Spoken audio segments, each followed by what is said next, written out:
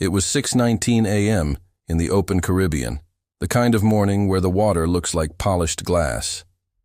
The USS Gerald R. Ford, America's most advanced aircraft carrier, moved steadily through the calm sea, 140 miles north of Venezuela, when something unusual broke the horizon. Two small shapes, fast, low, aggressive. They weren't civilian aircraft, and from the deck, sailors could hear the distant growl of engines long before they could see the silhouettes. Heat shimmered in the rising sun as the Venezuelan K-8 attack jets tore through the haze barely 2,000 feet above the ocean. No radio call, no identification, no courtesy. Just a silent, deliberate display of force. The jets slashed across the Ford S bow in a high-speed buzz-pass meant to provoke a reaction. But the Ford didn't take the bait. From the bridge, the commanding officer simply raised his binoculars and said two calm words: "Maintain course." Below deck, in the Combat Information Center, radar operators watched both jets in crystal-clear infrared. Their systems could see that the Venezuelan planes carried no live weapons. This wasn't an attack. It was a dare, a test, the military version of tapping someone's shoulder to see if they'll turn around swinging. At 6:21 a.m., the two jets peeled off and headed back toward the Venezuelan coastline. It looked over.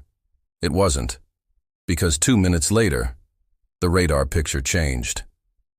A second pair of Venezuelan fast movers appeared on screens, closing in from the same direction, but at higher speed and altitude.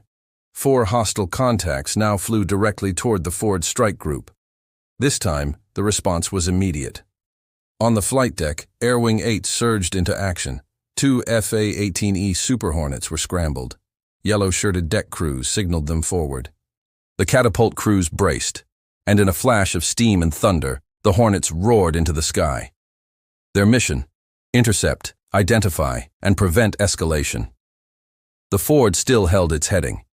No evasive turns, no panic, just posture. As the Hornets climbed through 15,000 feet, they locked onto the incoming formation. 4 Venezuelan K-8s, tight grouping, altitude rising, behavior anything but accidental. Control, Viper 1. We have positive ID. Venezuelan aircraft, defensive posture only. The sky tensed. The Caribbean below looked like quiet blue glass, but inside both cockpits, adrenaline surged. The first close pass was dangerously tight. 1 Venezuelan jet slicing across Viper 2's nose so close that alarms flashed inside the American fighter. Down below, the Ford's Sea-Whiz defense turret tracked the aircraft automatically. If it weren't on manual standby, it could have fired in seconds. Then things escalated again. 1 Venezuelan jet rolled inverted, flying upside down, at extremely low altitude and dove straight at the destroyer USS Mason before ripping upward in a shockwave of turbulence. A single miscalculation and the world would have woken up to a headline no one wants to see. But the Hornets stayed disciplined. No locks, no aggression, no mistakes. Finally, at 6:37 a.m., the Venezuelan jets began retreating. 1 turned home. 1 lingered, long enough to ping the Ford with a targeting radar burst, a deliberate provocation. But still, the Ford didn't budge. And an hour later, Venezuelan state media released shaky footage claiming they forced the U.S. carrier to withdraw. The truth: the Ford never changed course, not by a single degree.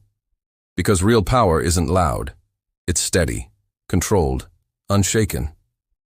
These encounters, sometimes called gray zone tactics, are designed to push boundaries and see how close you can get before a superpower reacts. This time the message was simple. The USS Gerald R. Ford does not flinch.